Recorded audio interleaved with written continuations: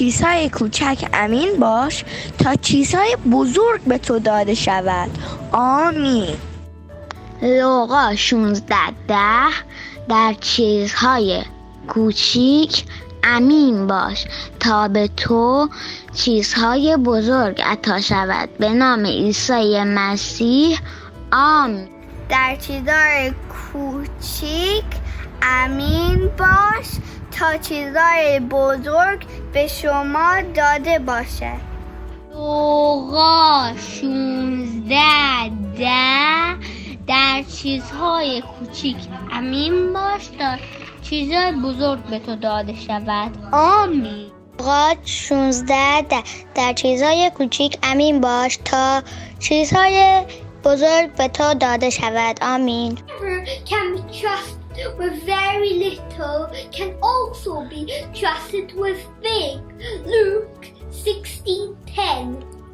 لوقا 16:10 در چیزهای کوچک امین باش تا چیزهای بزرگ به تو داده شود. آمین. لوقا 16:10 در چیزهای کوچک امین باش تا چیزهای بزرگ به تو داده شود. آمین.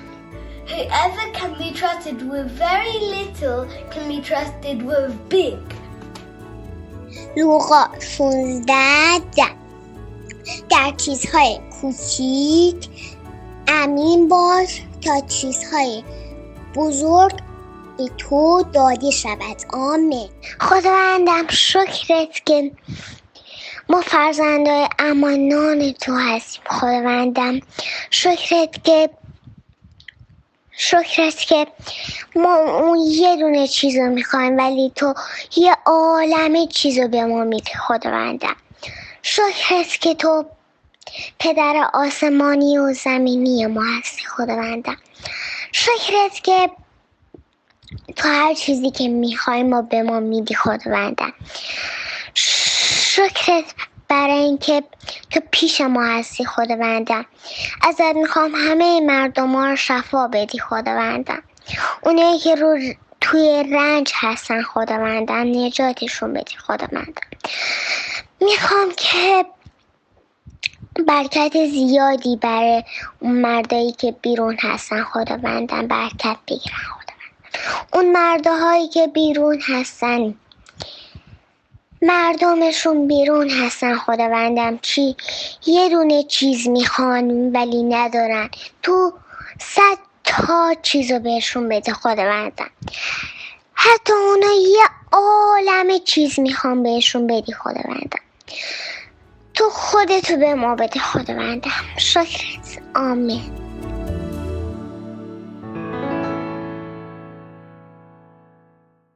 سلام بچه ها، خوبین؟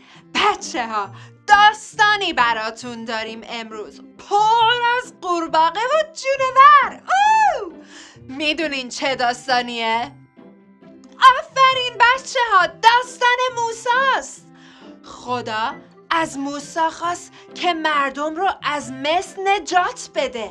زریبری و خاله مهسا رفتن جایی که این داستان اتفاق افتاد. بریم ببینیم کجا رفتن.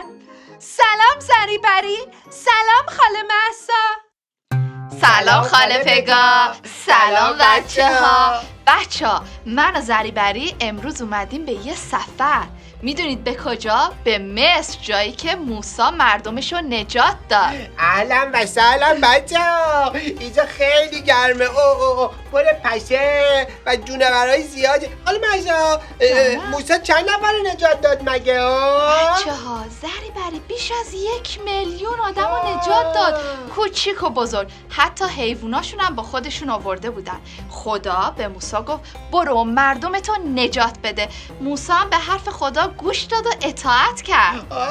خاله مهسا من میدونم به خاطر اینکه به خدا ایمان داشت دیگه. در ضمن موسی فقط یه عصا داشت خاله مهسا. بله زریبری به خدا ایمان داشت و مطمئن بود که خدا با اوناست و تنهاشون نمیذاره. خاله مرسا فکر میکنی اینجا مار هم داره؟ آقا من یه کمی میترسم از مارا. نگران نباش زریبری، حاضری با هم بریم و داستان امروز رو با هم ببینیم؟ چرا که نه، بزن بریم با هم داستان رو ببینیم. بریم بچه ها، بریم. خاله مرسا این خیلی آماده اید بریم سفر کلام؟ 1 2 3 پاشو بریم دست هم رو بگیریم. 1 2 3 آماده ایم بریم با هم به سفر.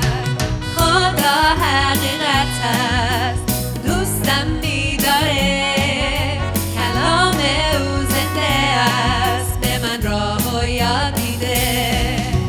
بیا بریم سفر آیات یاد بگیریم، دعا کنیم نزد خدا دست هم رو بگیریم، دست هم رو بگیریم. 1 2 3 یکی بود ولی تنها نبود. کلام خدا بیکار نبود.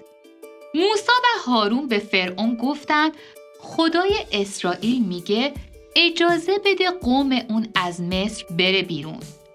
اگه این کارو نکنی اتفاقای بدی برات پیش میاد. اما فرعون به حرف اونا توجهی نکرد. پس خدا آب مصر رو به خون تبدیل کرد. هیچ کس نمیتونست از اون آب بخوره. بعد از اون خدا خونه مصری ها رو پر از قورباغه کرد. قورباغه ها همه جا رو گرفته بودن. اما فرعون همچنان گوش نمیداد. پس خدا آسمون مصر رو پر از پشه کرد. پشه ها مثل گرد و خاک مردم رو پوشونده بودن. بعد از اون خدا یه عالمه مگس رو فرستاد. اما همچنان فرعون قصد گوش دادن نداشت. پس خدا حیوانای مصر رو هم کشت. اسبا، میمونا، شترا، گوسفندا، گاوا و بوزا همه مردن. بعد از اون مردم مصر دچار یه بیماری پوستی به اسم دمل شدن. اما فرعون همچنان حاضر به گوش دادن نبود. بچه ها، خدا کاری کرد که از آسمون تگرگ بباره و همه محصولای کشاورزی اونا نابود بشه. محصول جو و کتان اونا نابود شد. بعد از اون ملخ‌ها رو فرستاد تا باقی مونده میوه ها رو هم بخورن. اما باز فرعون گوش نداد. پس خدا همه زمین مصر رو تاریک کرد. اما باز هم فرعون گوش نداد. خدا گفت پسر اول هر خانواده و هر کدوم از حیوونا خواهند مرد. قوم من باید یه بره رو بکشن، بخورن و خون اونو بالای خونه هاشون بزنن.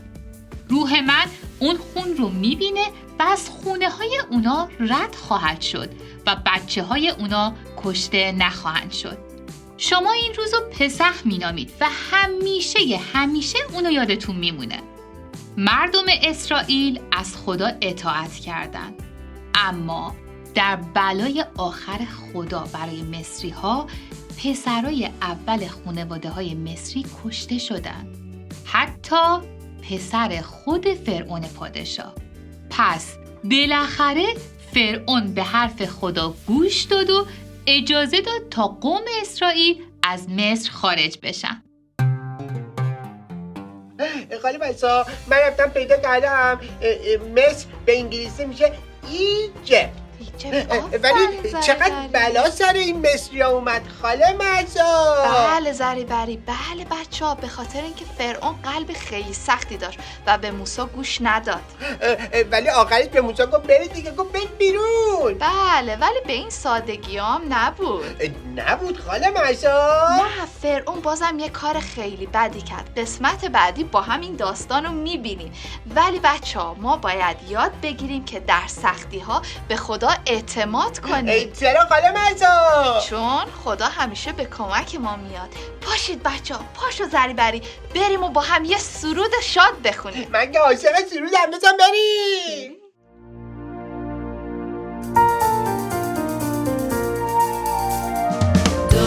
دعا کنیم امروز روی زانوهامون میپرستیم او را فاتح قلب‌ها را سلطان قلب‌ها اوست لایق پرستش سی را کند قلب‌ها خداوند ما عیسی.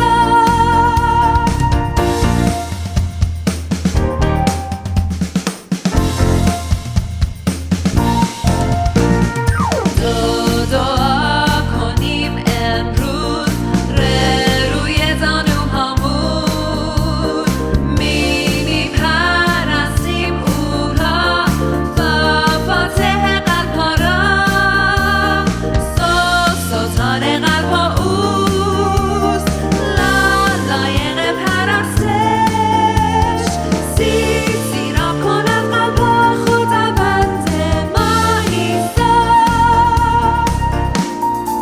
بیاین تندتر بخونیم. دعا کنیم امروز روی زانوهامون میپرستیم او را فاتح قلب‌ها را سلطان قلب‌ها اوست لایق پرستش سی را کند قلب‌ها خداوند ما عیسی. خداوند ما عیسی. خداوند ما عیسی. زریبری، خاله مهسا، کلی بهتون خوش بگذره. منتظریم که برگردین به زودی. ساعتی یادتون نره. بچه ها، خیلی برای موسی سخت بود که اطاعت کنه، مخصوصا وقتی میدید که دیگران ناراحتن، ولی او به خدا اعتماد کرد. این داستان هفته دیگه ادامه داره. بیاین آیه این هفته رو با هم بگیم. دوم قرنتیان 5:7. زیرا به ایمان رفتار میکنیم، نه به دیدار. 2 Corinthians 5:7. For we walk by faith, not by sight. کیمیا جان، حالت خوبه؟ شما هم آیه این هفته رو برای ما میگی لطفاً؟ بله خاله، سلام بچه ها. دوم قرنتیان 5:7. زیرا به ایمان رفتار میکنیم، نه به دیدار. بچه ها، بیاین با هم دعا کنیم. خداوندا، خوشحالیم که پدری داریم که جلوتر از ما فکر میکنه. ما به تو ایمان داریم و میخوایم که هر روزه با تو راه بریم. به نام عیسی مسیح دعا میکنم. آمین. آمین آمین آمین. بچه ها، پس یادتون نره، اگر به خدا اعتماد کنیم، خدا برامون کارهای بزرگی انجام میده. تا دفعه بعد، خداحافظ بچه ها. بچه ها، یادتون نره آیاتون رو برای ما بفرستید دیگه.